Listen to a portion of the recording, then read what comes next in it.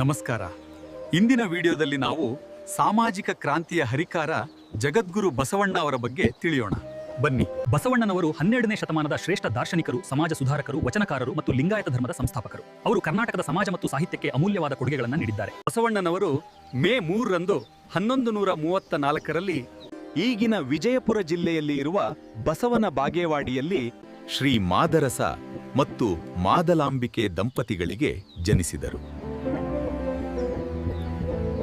ಕಲಚೂರಿ ಅರಸನಾದ ಬಿಜ್ಜಳನ ಆಸ್ಥಾನದಲ್ಲಿ ಮಂತ್ರಿಯಾಗಿ ಕಾರ್ಯನಿರ್ವಹಿಸಿದ್ರು. ಜಾತಿ ಪದ್ಧತಿ, ಲಿಂಗ ತಾರತಮ್ಯ ಮತ್ತು ಮೂಢನಂಬಿಕೆಗಳ ವಿರುದ್ಧ ಹೋರಾಟಿದ್ರು.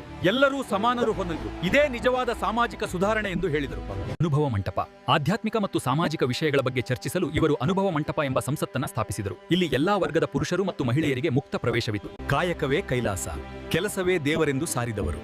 ಪ್ರತಿಯೊಬ್ಬರೂ ಪ್ರಾಮಾಣಿಕವಾಗಿ ದುಡಿಯಬೇಕು ಮತ್ತು ಸಮಾಜದ ಹಿತಕ್ಕಾಗಿ ಶ್ರಮಿಸಬೇಕು ಎಂಬುದು ಬಸವಣ್ಣ ಅವರ ಆಶಯವಾಗಿತ್ತು. ಬಸವೇಶ್ವರರು 12 ವರ್ಷಗಳ ಕಾಲ ಕೂಡಲ ಸಂಗಮದಲ್ಲಿ ಅಧ್ಯಯನ ಮಾಡುತ್ತಾ ಕಳೆದರು. ಅವರ ದೃಷ್ಟಿಯಲ್ಲಿ ದೇವನು ಒಬ್ಬ. ದೇವರು ಮಾನವರಲ್ಲಿದ್ದಾರೆಯೇ ಹೊರತು ಗುಡಿ ಗೂಂಡಾರಗಳಲ್ಲಿ ಅಲ್ಲ.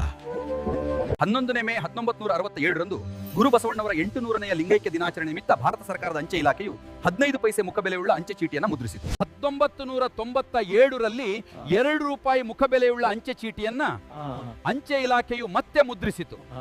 ಬಸವಣ್ಣನವರು ನಾಣ್ಯದ ಮೇಲೆ ಪ್ರಕಟಿಸಲ್ಪಟ್ಟವರಲ್ಲಿ ಪ್ರಥಮ ಕನ್ನಡಿಗರಾಗಿದ್ದಾರೆ. ಗುರು ಬಸವಣ್ಣವರ ಅಶ್ವಾರೂಢ ಮೂರ್ತಿಯನ್ನ ದೆಹಲಿಯಲ್ಲಿರುವ ಪಾರ್ಲಿಮೆಂಟ್ನಲ್ಲಿ 25ನೇ ಏಪ್ರಿಲ್ 2003 ಅನಾವರಣಗೊಳಿಸಲಾಯಿತು. ಬಸವಣ್ಣನವರನ್ನು ಕರ್ನಾಟಕದ ಮಾರ್ಟಿನ್ ಲೂಥರ್ ಎಂದು ಕರೆಯುತ್ತಾರೆ. ಹೀಗೆ ಕರೆದವರು ಸರ್ ಆರ್ಥರ್ ಮೈಲರ್. ಬೆಳಗಾವಿ ಜಿಲ್ಲೆಯ ಅರ್ಜುನವಾಡದ ಶಿಲಾಶಾಸನದಲ್ಲಿ ಉಲ್ಲೇಖಿತವಾಗಿರುವ ಸಂಗಣ ಬಸವ ಎಂಬ ಹೆಸರು ವಚನಕಾರ ಬಸವಣ್ಣನವರದ್ದೇ ಎಂದು ವಿದ್ವಾಂಸರು ಊಹಿಸಿದ್ದಾರೆ. ಉಳ್ಳವರು ಶಿವಾಲಯ ಮಾಡುವರು, ನಾನೇನ ಮಾಡಲಿ ಬಡವನಯ್ಯ. ಎನ್ನ ಕಾಲೇ ಕಂಬ, ದೇಹವೇ ದೇಗುಲ, ಶಿರವೇ ಹೊನ್ನ ಕಳಸವಯ್ಯ. ಕೂಡಲ ಸಂಗಮ ದೇವ ಕೇಳಯ್ಯ, ಸ್ಥಾವರಕ್ಕಳಿವುಂಟು ಜಂಗಮಕ್ಕಳಿವಿಲ್ಲ.